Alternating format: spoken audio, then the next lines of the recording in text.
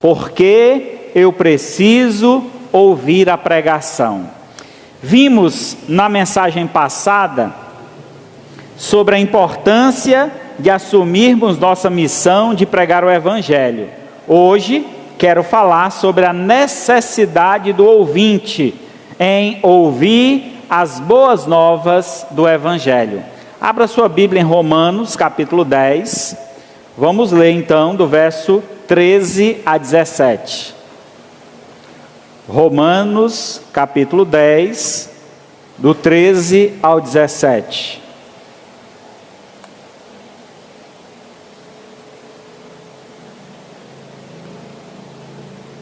Romanos 10, capítulo 10, verso 13 até o 17, diz assim: porque todo aquele que invocar o nome do Senhor será salvo.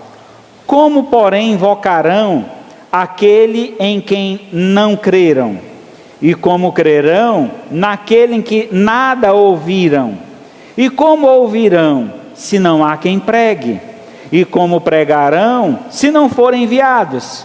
Como está escrito: quão formosos são os pés dos que anunciam coisas boas. Mas nem todos obedeceram ao Evangelho, pois Isaías diz: Senhor, quem creu em nossa pregação? E assim a fé vem pelo ouvir, e o ouvir pela palavra de Cristo. Oremos ao Senhor. Maravilhoso Deus e Pai, louvado seja o Teu nome. Mais uma vez reunimos aqui, Senhor, com o intuito de Te adorar, Te cultuar, oferecer ao Senhor toda a nossa adoração diante do Teu altar. Recebe com aroma suave, Senhor, e tudo que está sendo feito esta noite, que seja para a honra e glória do Teu nome. Rogamos também, Senhor, pelos ouvintes da Tua palavra, que irão receber esta mensagem, tanto agora pessoalmente, ao vivo, como também posteriormente através das redes sociais. Que a Tua palavra, Senhor, faça morada em seus corações, transforme suas vidas e os disponha, Senhor, a uma vida dedicada ao Senhor, de adoração, uma vida de santidade, uma vida de serviço. Assim nós Te louvamos, agradecidos desde já, em nome do Teu Filho amado Jesus, que vive e reina para todo sempre. Amém. Muito bem, irmãos, o texto que nós acabamos de ler aqui em Romanos nos traz um questionamento que ele mesmo responde, ele mesmo dá resposta, né? Uma pergunta retórica. E as perguntas retóricas são estas: como invocarão o nome do Senhor? Porque para ser salvo é necessário invocar o nome do Senhor, arrependendo dos seus pecados, pedindo o perdão de Deus. Mas como invocarão se eles não creram? E para crer é necessário ouvir. E como eles ouvirão se não há quem pregue? E se há uma necessidade de ouvir e de pregar, é porque justamente há uma necessidade de salvação. Então, olhamos para esse texto no aspecto geral deste mundo, entendendo que o mundo jaz no maligno, o mundo está em trevas, e Deus desceu do céu como luz através de Cristo para iluminar este mundo em trevas. E todo aquele que se achega a Cristo, ele também é iluminado por Cristo e passa a ser agora uma luz neste mundo. Então nós recebemos de Deus essa missão de proclamar e propagar o Evangelho da paz.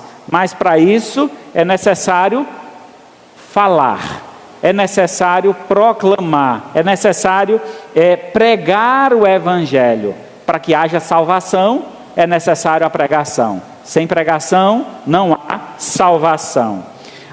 É interessante, o texto diz assim, e assim, verso 17, a fé vem pelo ouvir, e o ouvir da palavra de Cristo. A fé salvífica virá ao homem através da pregação.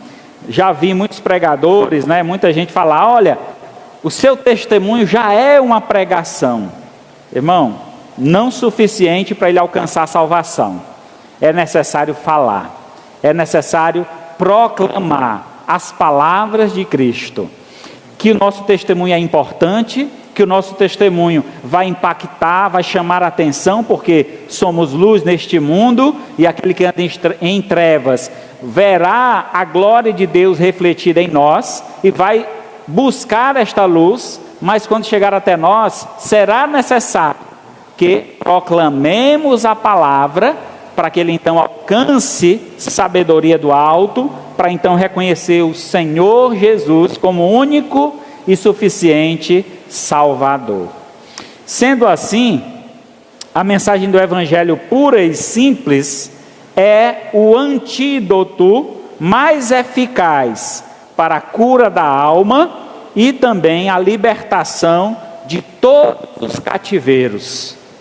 É através da pregação do Evangelho que o incrédulo pode ser liberto, tendo a sua alma curada das dores do pecado, da aflição do pecado, e sendo liberto de todo aprisionamento e de todo cativeiro que o pecado produz. Sendo assim, vejamos por que é importante que ouçam a pregação do Evangelho. Em primeiro lugar, é importante que ouçam a pregação do Evangelho para que conheçam o verdadeiro amor. Vivemos em um mundo carente. Encontramos as pessoas no mundo numa perspectiva de muita carência. E essa carência, muitas vezes, há uma tentativa de supri-la através dos amores da carne, nos quais é impossível, não são suficientes. É por isso que dizem, em alguns relacionamentos que se rompem, dizem que o amor acabou. Na verdade, ele não conhecia o amor, que o verdadeiro amor jamais acaba. Essa é a palavra de Deus, é isso que Deus diz para nós: o verdadeiro amor jamais acaba. E este amor que que reconhecemos na pessoa de Deus, é o amor que nós necessitamos para a nossa vida, para o nosso dia a dia. Veja o que diz João 15:13. Ninguém tem maior amor do que este, em dar a alguém a própria vida em favor dos seus amigos. Vós sois meus amigos, se fazeis o que eu vos mando. Então, palavras de Cristo, nosso Senhor então afirma que o maior amor que existe é o amor de Deus para conosco. E este amor é provado através de um sacrifício, onde o seu próprio filho, unigênito, quer dizer único filho, precisou ser sacrificado em nosso favor. Então assim, este ser amoroso, que é todo amor, ele ofereceu-se em nosso lugar, provando assim este amor pleno e perfeito. E este amor baseado em uma vida de união, de amizade. Ele diz: vós sois os meus amigos, vocês aos quais eu dei a minha vida, mas serão realmente meus amigos se vocês fizerem o que eu estou mandando a vocês, ou falando para vocês. O mandamento de Deus, o mandamento da sua palavra, um deles é: ide e pregar o evangelho a toda criatura. Se você realmente é um salvo, se você realmente alcançou salvação em Cristo Jesus, se você provou deste amor de Deus, é necessário que você transmita este amor, fale para as pessoas. Eu tenho certeza que as mulheres aqui presentes, se recebessem hoje um buquê de rosas, uma caixa de chocolate, quem queria receber aqui? Tem alguém aqui? Ah, olha aí, elas gostam, né? Um buquê de flores, uma caixa de chocolate. Eu tenho certeza que vocês amanhã, ou até hoje mesmo, estavam batendo uma selfie, postando: olha aí que eu ganhei hoje, meu amor me deu. Você está mostrando então que aquela pessoa demonstrou, realizou um ato de amor para você. Você quer falar deste amor para as outras pessoas. Da mesma sorte devemos nós falar do amor de Deus para conosco. Quão grande foi o amor de Deus! Não pode ser comparado com um buquê de rosas, porque a rosa murcha e perde a sua fragrância. Não pode ser comparado com o chocolate, porque depois que a gente come, sumiu, né? Não serve mais para nada, fica só as embalagens lá para jogar no lixo. O amor de Deus é tão perfeito que ele é eterno, não tem fim. Nós podemos receber este amor, tê-lo preenchido como um todo e nunca sentir falta de mais nada, porque ele nos enche por completo. Este é o amor perfeito que nós precisamos transmitir para as pessoas, anunciar, e eles necessitam ouvir falar deste amor. Há um outro texto que fala deste amor, que é João 3,16, que todo mundo aqui sabe decorado, né? Sabe ou não? Vamos lá. Porque Deus, de tal maneira que deu seu Filho unigênito, para que todo aquele que nele crê não pereça, mas tenha a vida eterna. Deus amou e doou. Deus amou e ofereceu. E o oferecimento de Deus foi um sacrifício perfeito. O melhor sacrifício que você possa imaginar nesta vida, dando a própria vida, né? O nosso Senhor Jesus Cristo deu a própria vida. Aqui o amor de Deus, o amor do Pai, sacrificando o seu único Filho. E então temos dele, através desse sacrifício, a intenção. E qual era a intenção de Deus? Que nenhum de nós, nenhum ser humano se perca, nenhum de nós morra, pelo contrário, tenhamos vida eterna, uma vida que não tem fim. Este é o amor de Deus, assim como é eterno o amor, é eterno a vida.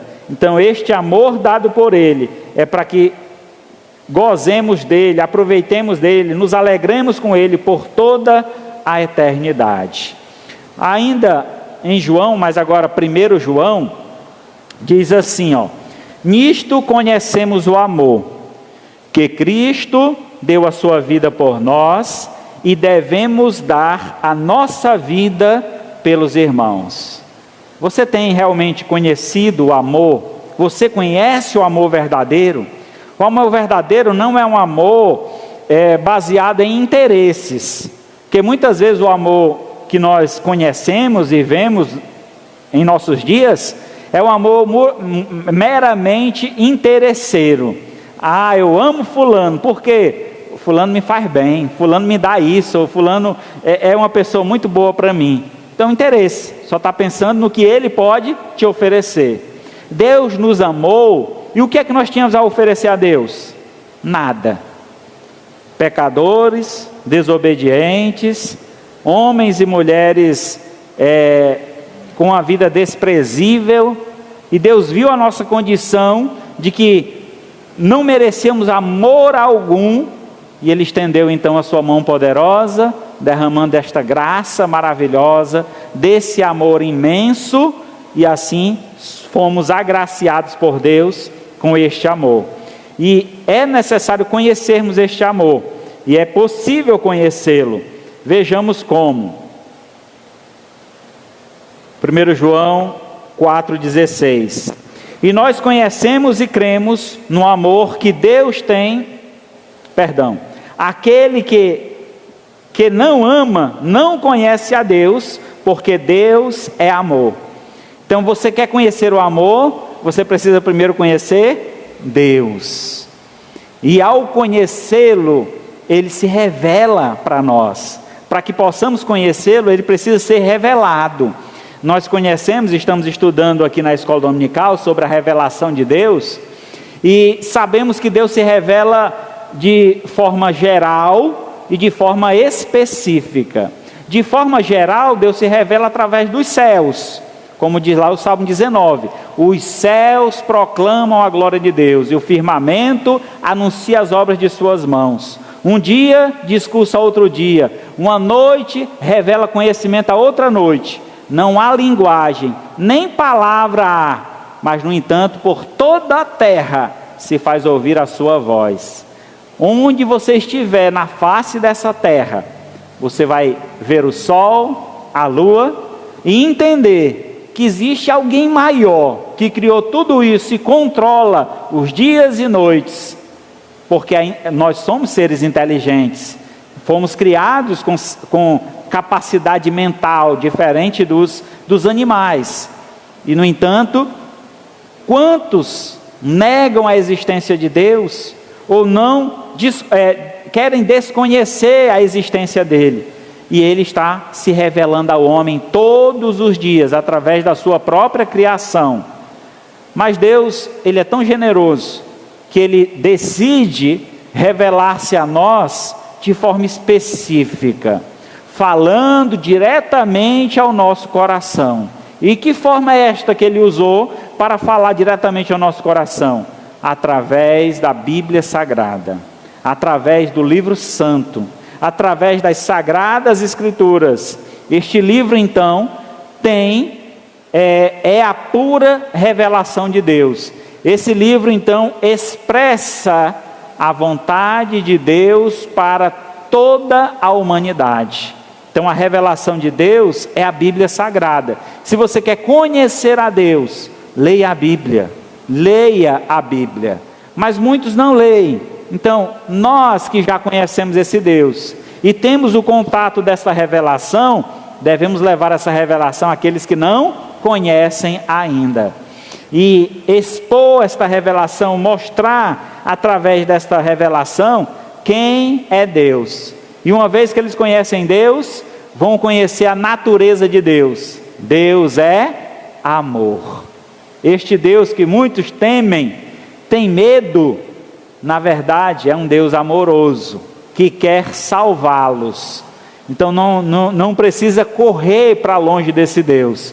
Pelo contrário, corra para os braços dele, porque o que ele tem a te oferecer é incomparavelmente melhor. Ele te ama e quer a salvação de tua alma. E aí agora sim, 1 João 4,16. E nós conhecemos e cremos no amor que Deus tem por nós. Deus é amor, e aquele que permanece no amor, permanece em Deus e Deus nele. Uma vez conhecendo esse amor, ninguém vai querer se afastar dele. Ninguém quer ir para longe desse amor. Quem não gosta de estar próximo de alguém que ama? É ruim estar próximo de alguém que nos odeia. É ruim demais, rapaz. Só a respiração daquela pessoa perto da gente já dá uma sensação, né, de ira, de raiva. Mas estar perto de quem ama, rapaz, é bom demais. Até a respiração é agradável. Tudo que faz é bom.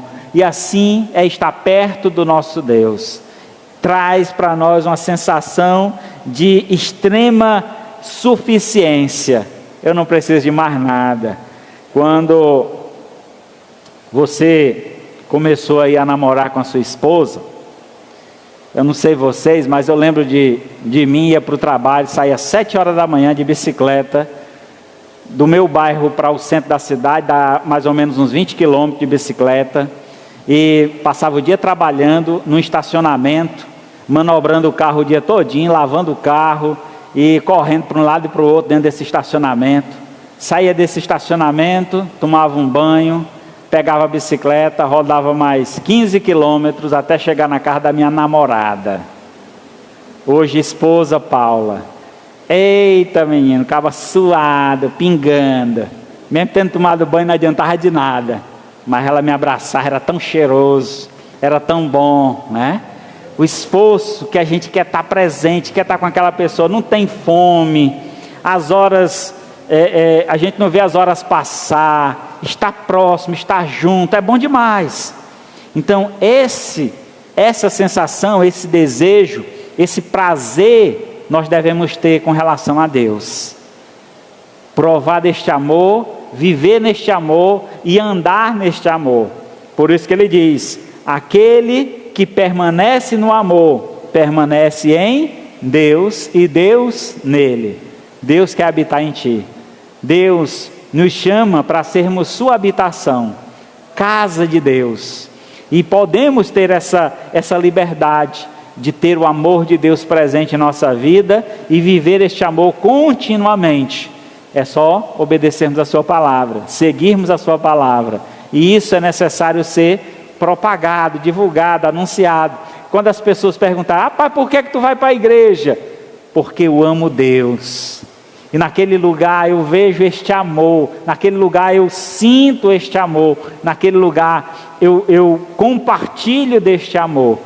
Então esse é o motivo pelo qual nós chegamos até aqui hoje, para provar deste amor, encher-nos deste amor e continuar cheio durante toda a semana, pela graça de Deus, vivendo este amor diariamente. Então, o primeiro ponto que nós vimos aqui, a importância é que as pessoas precisam ouvir a pregação para que conheçam o verdadeiro amor. Em segundo lugar, é importante pregar o Evangelho, porque é importante que ouçam a pregação do Evangelho para que conheçam a verdadeira paz. Tudo que a gente mais almeja está na nossa casa. O lugar bom para estar, né? Em casa. Ou tem alguém aqui que não gosta de estar em casa?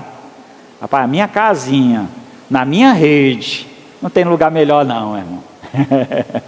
É bom demais estar em casa, estar abrigado, estar protegido. Estar em paz traz uma sensação, né, de você estar completamente protegido, onde ninguém pode te atingir naquele lugar. Aquele é o lugar onde você não deseja sair. Quando você sai, o desejo é de voltar logo, porque aquele é o lugar de paz. Então Deus, Ele é tão generoso, tão maravilhoso, que nós vivíamos em uma situação de guerra. Estávamos em guerra contra Deus, porque todas as vezes que pecamos, nós estamos ofendendo a Deus, e essa ofensa contra Deus é terrível, nos pune a chegarmos à morte. Nós vamos já ver isso mais adiante, mas entendemos que pior do que saber que a nossa punição será uma morte eterna, é saber que nós estamos também debaixo das mãos de um Deus vivo. Imagina só o poder de Deus, a força de Deus. Não tem como resistir, não tem como lutar contra Deus. É insensato qualquer um que pense que possa levantar-se contra Deus. Precisamos entender que é necessário o homem buscar a paz com Deus, e essa paz só é encontrada através do Evangelho. Então o Evangelho nos mostra como, onde encontrar esta paz com Deus. Veja o que diz Tiago 4:4. Infiéis, não compreendeis que a amizade do mundo é inimiga de Deus? Aquele, pois, que quiser ser amigo do mundo, constitui-se inimigo de Deus. Primeiro passo para termos paz com Deus é abandonar o mundo. Como assim, pastor? Vou pegar um foguete e viajar para outro planeta? Não, meu irmão. Mas deixar de viver apenas para satisfazer as vontades deste mundo. Seguir apenas a direção deste mundo. Nós não estamos neste mundo, mas deste mundo não somos. Somos de Deus, criaturas de Deus. Uma vez que reconhecemos Deus como Senhor e Salvador, nos tornamos filhos. E agora, como filhos, temos uma promessa, um reino celestial, onde iremos habitar com o Senhor para todo o sempre. E esta habitação celestial está prometida, está garantida apenas para os filhos de Deus. Apenas para aqueles que recebem Jesus como Senhor e Salvador da sua vida. Porque na casa de Deus, parafraseando aí uma música antiga, né? Não existe Satanás. Na casa de Deus não entra pecado. Na casa de Deus não entra contaminação alguma. Porque assim como Deus é puro e santo, assim será todos os habitantes do céu. Serão transformados, moldados à imagem e semelhança de Deus. Cremos, irmãos, e entendemos que estamos vivendo neste mundo. Isso é inevitável. Por algum motivo, por alguns momentos, nós vamos ter que pisar no mesmo solo, usar das mesmas roupas, e vamos ter contato com este mundo. Mas o que a gente não pode, de forma alguma, é nos amoldar a este mundo. Ah, se todo mundo faz, eu também vou fazer. Não, você é diferente, você foi escolhido, você foi separado, você deve viver para a glória de Deus. Então o povo lá fora precisa entender isso e ver em você esse testemunho. Aí, quando você vive esse testemunho, aí sim, você estará pregando para eles também através do testemunho, né? Porque eles verão a tua prática e ouvirão as tuas palavras. É necessário então termos esta vivência, separando deste mundo, não mais dependendo de satisfazer a vontade deste mundo, pelo contrário, tendo um foco em fazer a vontade de Deus, deixando a inimizade de Deus e tornando então inimigo do mundo. Eu não quero amizade com o mundo, não quero envolvimento com o mundo, eu quero viver somente para Deus. Hebreus 10, 31. Horrível coisa é cair nas mãos de um Deus vivo. Imagina alguém que anda em inimizade com Deus. A vida é pesada, a mão de Deus está sobre ele. Há duas ideias na Bíblia que é interessante, né? Uma é estar debaixo da mão de Deus e outra é estar sobre a mão de Deus. Quando nós somos inimigos de Deus, estamos debaixo da mão de Deus. Deus está nos passando por um crivo, né? Passando por uma peneira fina. O camarada sofre porque está em desobediência, sofre porque não quer receber a palavra de Deus, sofre porque não quer aceitar a vontade de Deus para a vida dele, que é melhor do que a própria vontade dele. E quando ele então recebe essa vontade, passa a estar na mão de Deus. Deus nos segura em sua mão, Deus nos protege, Deus nos livra de todo o mal. Então não queira você estar debaixo da mão de Deus, pelo contrário, esteja sobre a mão de Deus, em cima, Deus te segurando, te protegendo e te livrando. Aí sim você sentirá essa paz que todo cristão deve ter, de confiar, acreditar na proteção divina de Deus. Romanos 5:1. Justificado, pois, mediante a fé, temos paz com Deus, por meio do nosso Senhor Jesus Cristo. Além de deixar o mundo, além de entender o julgamento e o peso da mão de Deus sobre aquele que vive em desobediência, nós precisamos buscar a presença de Cristo, receber o seu sacrifício, entender que por meio da nossa fé, da nossa crença, da nossa declaração de fé, eu creio em Jesus como único e suficiente Salvador. Por meio desta proclamação de fé, passamos a ter paz com Deus. Deixamos de ser inimigo, porque entendemos agora que o melhor amigo é Deus. Ele que nos protege, Ele que nos guarda, Ele que nos ama tanto.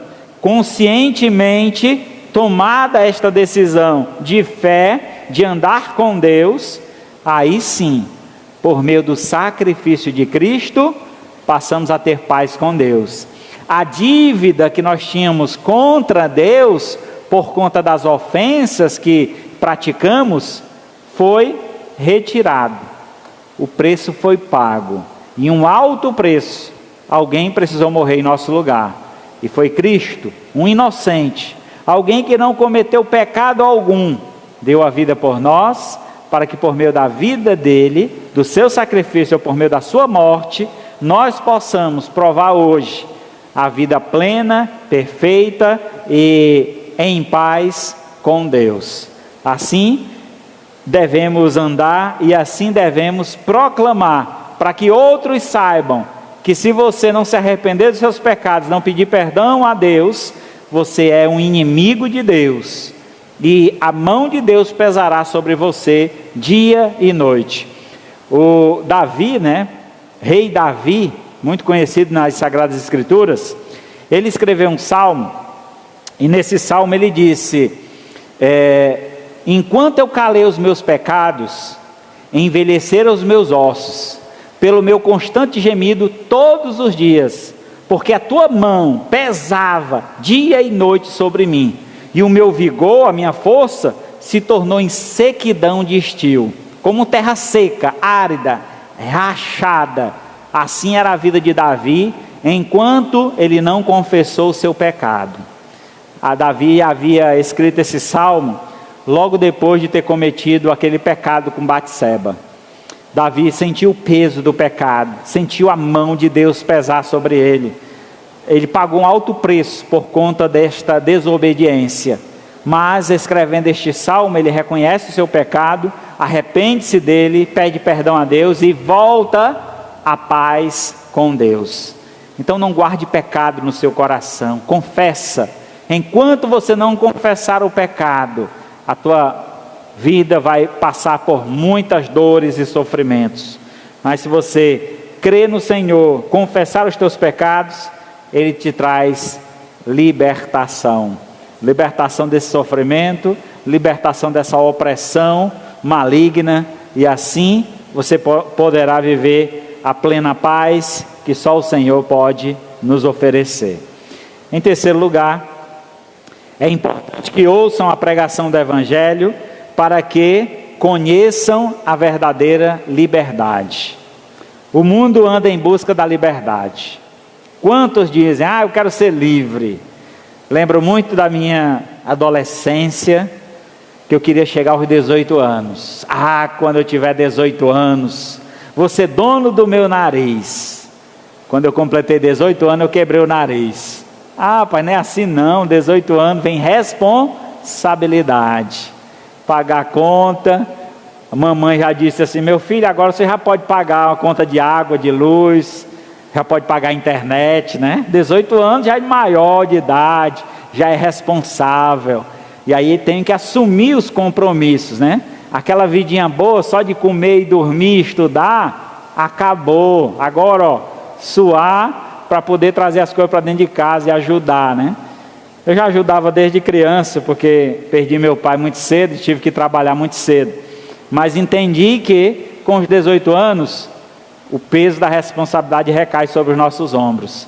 E assim também devemos entender que não há liberdade plena.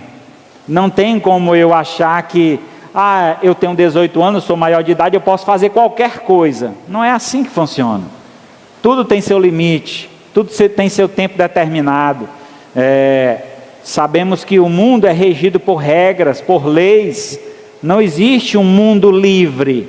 Eu não posso fazer qualquer coisa da minha vida. Até mesmo eu posso até fazer, mas eu vou arcar com as consequências. Então, se eu cometo um ato ilícito, eu posso ser preso. Se eu gostar de um produto numa loja, não tiver dinheiro para comprar, eu sou livre, eu vou lá e pego o produto. Eu vou ser preso, perdi minha liberdade. Que liberdade é essa? Então não existe liberdade plena, aprenda isso, desde cedo. Não existe liberdade plena. Toda liberdade ela é assistida, tem limites, limitações, e você tem que obedecer às regras para que você goze da sua liberdade assistida. Mas o nosso Senhor, Ele nos oferece uma liberdade. A liberdade a qual Ele nos oferece é uma liberdade que está relacionada à escravidão que nós vivíamos. Éramos escravos do pecado e Ele nos oferece então retirarmos nós desta condição e nos darmos uma vida livre para adorar a Deus. Então nós somos livres para servir e adorar ao Senhor. Isso é maravilhoso, porque éramos escravos e nos tornamos livres. Talvez para nós hoje, que vivemos numa cultura da democracia, né, e não mais da monarquia, não entendemos muito esse sentido, né? O que é que quer dizer isso? No tempo da escravidão, quando um escravo prestava os seus serviços a um senhor, e esse senhor era um homem bom, um homem cristão, um homem obediente a Deus, chegava um determinado tempo, ele dava uma carta de liberdade, uma carta de alforria. Você agora é um escravo livre. pode ir para onde você quiser. Agora aquele escravo tinha sido tirado do país dele, de longe, estava longe da família, não tinha ninguém. Ele ia para onde? E ele olhava para o senhor dele e dizia: Senhor, para onde eu irei? O Senhor é a melhor pessoa que eu conheço nessa vida, não me deixe só. Eu agora me ofereço a ti como um servo, estou aqui para te servir. Então aquele homem deixa o estado de escravidão e passa a ser agora um servo. Ele não faz mais por obrigação, mas por gratidão. Essa era a nossa condição de escravos do pecado. Quando Cristo veio e pagou o preço com o seu sangue, Ele comprou-nos, nos libertando dessa escravidão e nos dando a liberdade. Agora, para onde nós iremos? Que só o que nós sabíamos era pecar. Senhor, para onde é que eu vou? A minha vida foi pecar. Eu não sei fazer outra coisa que não seja pecar. E o Senhor então diz: agora você será um servo meu. Agora você viverá para a glória do meu santo nome. Agora você fará apenas aquilo que gera honra e glória a mim. Viva a sua vida fazendo com que o meu nome seja glorificado através da sua vida. E assim é a liberdade que nós temos para viver neste mundo, honrando e glorificando a Deus. Não troque liberdade por libertinagem. Tem gente que quer viver uma vida libertina. Já que eu sou livre, eu posso beber, eu posso fumar, eu posso fazer o que eu quiser da minha vida. Não, você não é dono de si. O nosso dono é Deus. Ele nos comprou, nós pertencemos a Ele. Então nossa vida agora deve ser para o louvor da sua glória. Devemos viver para agradar ao nosso Senhor. Ele é Senhor e nós somos servos. Romanos 6,17. Mas graças a Deus, porque outrora escravos do pecado, contudo vieste a obedecer de coração a forma de doutrina a que fostes entregue. É por meio da pregação do Evangelho, irmãos, que entendemos essa liberdade. É por meio da pregação do Evangelho que entendemos que tudo que nós precisamos é de Deus. Vivíamos um mundo aprisionados, achando que felicidade estava num copo de bebida, felicidade estava em uma festa. E aí entendemos que, depois que conhecemos a Deus e o nosso Senhor Jesus Cristo, que aquilo não era felicidade, porque era uma felicidade momentânea. Quando acabava a festa, quando acabava a bebida, vinha o quê? A tristeza. Eita, gastei meu dinheiro todinho nessa festa, e agora como é que eu vou pagar minhas contas? E a dor de cabeça, porque passou o dia e a noite virado, bebendo. A preocupação da vergonha que passou lá, porque bebeu, capotou, vomitou, e tantas outras coisas que pode fazer depois que está fora de si. A vergonha que passa. E agora, conhecendo Deus, tendo ouvido deste Deus maravilhoso que nos ama, deste Deus maravilhoso que quer viver em paz, deste Deus maravilhoso que nos liberta, agora eu conheço a verdadeira felicidade, que para eu ser feliz, eu não preciso mais daquilo que eu buscava no mundo, porque a minha felicidade agora está em alegrar-me no Senhor. A alegria do Senhor é a nossa força. A alegria do Senhor é o que satisfaz o nosso coração. Saber que estamos andando em obediência a Deus e saber que Deus promete um reino eterno para nós, isso enche o nosso coração de alegria. Não tem comparação com a alegria do mundo. E eu não gastei nada. É bom, é por isso, né? Porque quem pagou o preço foi Cristo. Eu só recebi benefícios. A graça de Deus recaiu sobre mim. E o que é graça? Favor imerecido. Eu nem merecia o que Cristo fez. No entanto, uma vez reconhecendo esse sacrifício, eu sou beneficiário, herdeiro de Deus e co-herdeiro com Cristo. Que maravilha, irmão. Não sei como é que as pessoas não conseguem enxergar essa beleza, essa liberdade, essa plenitude que vem do Senhor. João 8,36. Se, pois, o Filho vos libertar, verdadeiramente sereis livres. Interessante, quando o Cristo diz essas palavras, ele fala a um grupo de religiosos, os fariseus. E aqueles homens, ao ouvir essa palavra, seremos livres. Livres de quê?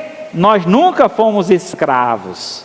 Nós somos descendentes de Abraão. As palavras de Jesus apontam para um outro tipo de escravidão. A escravidão que eles viviam em uma metodologia religiosa. Vocês são religiosos. Vocês não são livres. Enquanto Deus deu 10 mandamentos para que vocês seguissem, vocês transformaram em 366. Para que isso? Vocês estão colocando peso que nem vocês conseguem carregar. Nós temos essa liberdade para servir ao Senhor com alegria, com leveza de alma, e não com uma obrigação, com uma opressão. Olha, se você não servir a Deus, se você não fizer isso, você vai para o inferno. Não, Deus nunca disse isso. Mas o servo, ele se alegra em satisfazer o seu Senhor, porque ele é grato. Se você não se alegra em satisfazer ao Senhor, tem alguma coisa errada. Possa ser que o Senhor Deus não seja o seu Senhor. O seu Senhor talvez ainda seja esse mundo, talvez ainda seja a sua carne, porque você está só buscando satisfação deste mundo, ou satisfações carnais. A nossa alegria está no Senhor, e aí gozamos dessa liberdade, nos alegramos em Deus, em poder fazer a vontade de Deus. E essa é a alegria verdadeira, e é para isso que Cristo veio nos libertar, para sermos verdadeiramente livres, e não depender de uma religiosidade, não depender de uma placa de igreja, mas depender sim do Senhor. Ah, pastor, se eu falo assim, então quer dizer que eu não preciso vir para essa igreja aqui, não. Você é livre, a decisão é sua. Aqui se reúnem aqueles que adoram a Deus, aqueles que decidiram seguir o Senhor. Se você sente paz e alegria e satisfação de estar junto conosco, servindo ao Senhor nesta casa, louvado seja Deus, você é muito bem-vindo conosco. Mas não faça deste momento de culto uma obrigação, um peso e algo que você faz porque alguém está te oprimindo. O lugar do servo de Deus não é debaixo de opressão, é debaixo do amor de Deus. Eu venho aqui porque eu amo a Deus. Eu estou pregando para vocês porque eu amo a Deus e amo cada um de vocês também.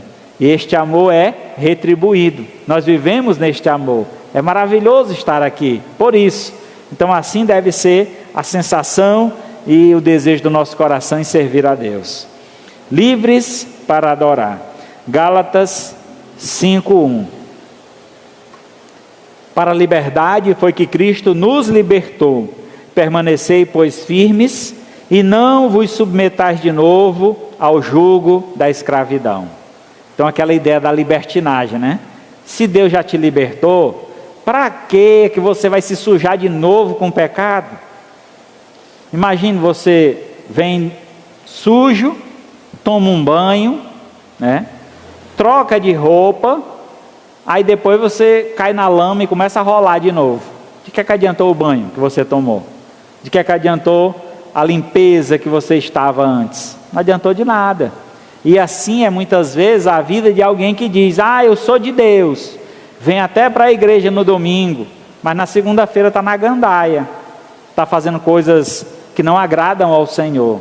A nossa vida, irmão, deve ser uma constante, não é para ser servo de Deus somente dentro da igreja, nessas 4 paredes aqui, não. Aqui é o lugar onde nós nos reunimos para adorar ao Senhor, mas a nossa vida de adoração, ela permanece durante toda a semana. Aonde eu estou, eu continuo sendo um adorador. Onde eu estou, eu continuo servindo ao meu Senhor. E é lá fora que eu testemunho desse amor, é lá fora que eu testemunho da minha liberdade cristã. Quando alguém te chamar para fazer algo que desagrada ao Senhor, e você dizer: eu não posso.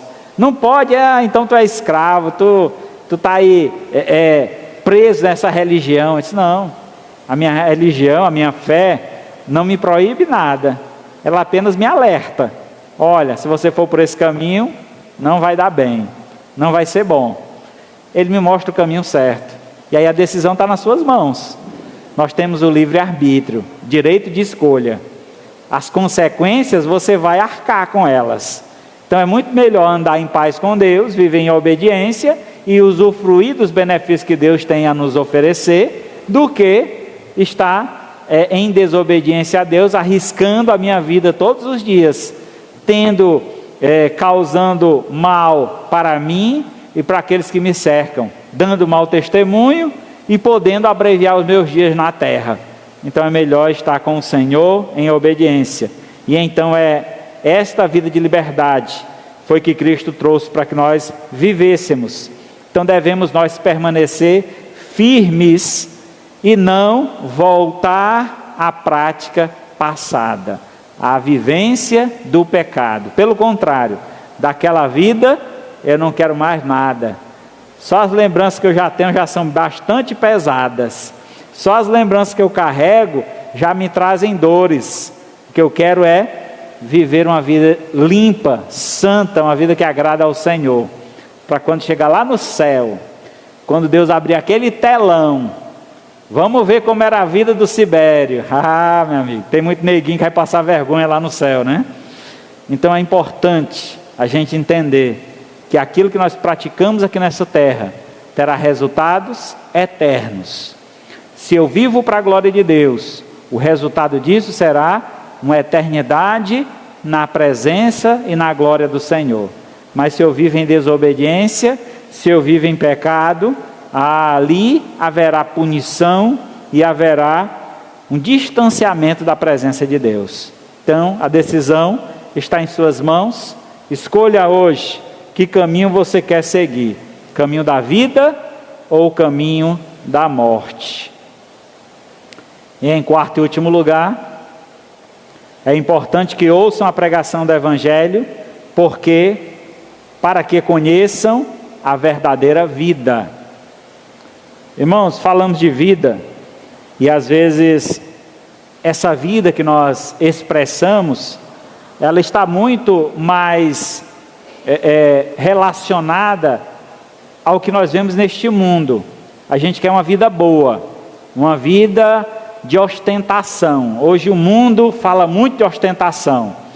Eu quero ter uma casa boa, eu quero ter um apartamento, eu quero ter uma casa na praia, eu quero ter tantos carros, eu quero ter isso, eu quero ter aquilo. Só bens materiais. E a gente acha que isso é tudo na vida, é toda a riqueza que nós temos. Como diz lá o Senhor, para aquele homem que plantou e colheu muitos frutos, e ele olhou para tudo que estava lá diante da sua vista, e ele disse: direi à minha alma, tu tem muitos em depósito, regala-te, alegra-te. E aí o Senhor diz para ele naquele dia: louco, esta noite te pedirão a tua alma, e o que tu tens preparado, para quem será? Não ajuntei para vós outro tesouro nesta terra, porque aqui nessa terra os ladrões escavam e roubam, mas pelo contrário, ajuntei para vós outro tesouro lá no céu. Então, quando vivemos uma vida dedicada a Deus, estamos juntando os tesouros nos céus, e lá no céu nós seremos recompensados, seremos glorificados, seremos premiados. A Bíblia fala de galardões, a Bíblia fala de coroas que nós receberemos lá no céu, pelo trabalho e dedicação realizada aqui nesta terra. Então, no que você está investindo? É somente nesse mundo? Lembre-se que caixão não tem gaveta e paletó de defunto não tem bolso. Não dá para levar nada daqui para lá. Tudo que nós levamos são os atos, as práticas, o serviço que realizamos para Deus. E aí os tesouros vão sendo acumulados lá no céu. E quando nós chegarmos lá, teremos uma riqueza diante do Senhor, e diante da gratidão por o Senhor nos dar o reino dos céus, entregaremos toda a nossa riqueza, todos os nossos prêmios diante do altar de Deus. Senhor, eu não sou merecedor disso, tudo que eu tenho, tudo que eu sou pertence a Ti. O Senhor é o dono de tudo, e Ele certamente te louvará diante dessa atitude de serviço e de gratidão. Efésios 2:1. Ele nos deu vida, estando vós mortos nos vossos delitos e pecados. Quem foi que nos deu vida? Deus nos dá vida. E Ele nos deu vida porque nós estávamos mortos. Eu morto? Como assim? Morto no sentido de separado de Deus. A palavra morte significa separação. Quando alguém morre fisicamente, o corpo se separa do espírito. O corpo volta ao pó, de onde veio, e o espírito volta para Deus.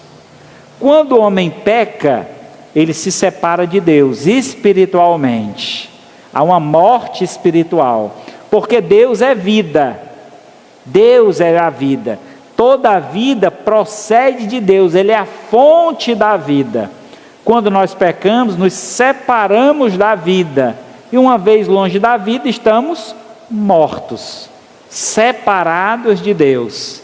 E Ele então nos dá vida novamente, ao aproximar de nós, dizendo: eu te amo, eu dei a vida por ti, e agora você pode provar desta vida. Se você aceita, recebe, reconhece essa vida em Deus, você vive essa vida plena, essa vida nova, essa vida eterna. João 3:36.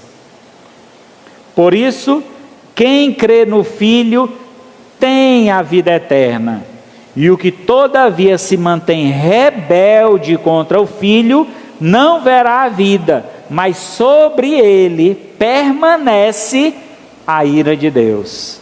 Lembra do inimigo de Deus?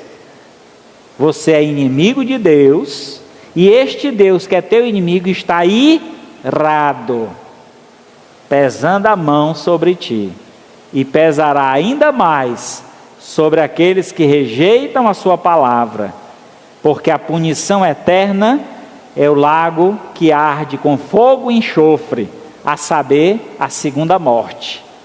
É interessante quando você fala de inferno, o povo faz até o sinal da cruz, né?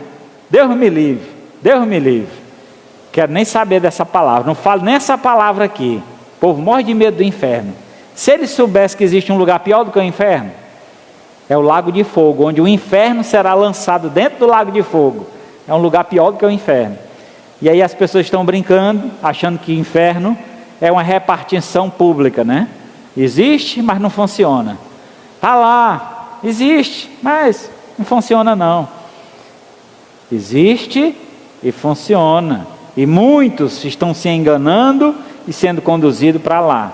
Não seja você um destes. Viva para a glória de Deus. Obedeça a palavra de Deus. Viva a plenitude de Deus, vivendo uma vida que agrada ao Senhor. E rejeite este mundo e as práticas mundanas, para que você possa viver realmente a perfeita vida que o Senhor nos oferece. E João 17:3 diz: e a vida eterna é esta, que conheçam a Ti, o único Deus verdadeiro, e a Jesus Cristo, a quem enviaste. Essa é a vida eterna. Se você quer viver a verdadeira vida, é necessário conhecer a Deus. E como é, pastor, que eu posso conhecer a Deus? Conhecendo Cristo, a revelação plena de Deus. E onde é que eu encontro esse Cristo, a revelação plena de Deus?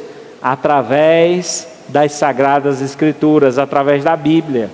Por isso que nós precisamos pregar. Se os homens não ouvirem desta palavra, eles não terão vida eterna. Porque é necessário conhecer, e conhecer é intimidade. Às vezes, quando a gente fala de conhecer, a gente pensa só no aspecto intelectual, né? Rapaz, você conhece fulano de tal? Fulano? Rapaz, é filho de ciclano? É esse mesmo. Ah, conheço. Conheço bem remotamente, né? A ideia é, eu conheço ele, já o vi passar. Quando a palavra de Deus fala de conhecer a Deus, essa palavra no grego traz a ideia de intimidade. Como assim, pastor? Quando José recebe a informação que Maria estava grávida do Espírito Santo e queria conceber e dar à luz ao Filho de Deus, José decide, depois de receber a visão, o anjo aparece para ele então decide casar-se com Maria, mas não ter intimidade com ela enquanto o menino não nascesse. Aí o texto bíblico diz assim: José casou-se com Maria e não a conheceu antes que o menino nascesse. Como é que alguém casa com alguém que não conhece? José casou com Maria e não conheceu Maria.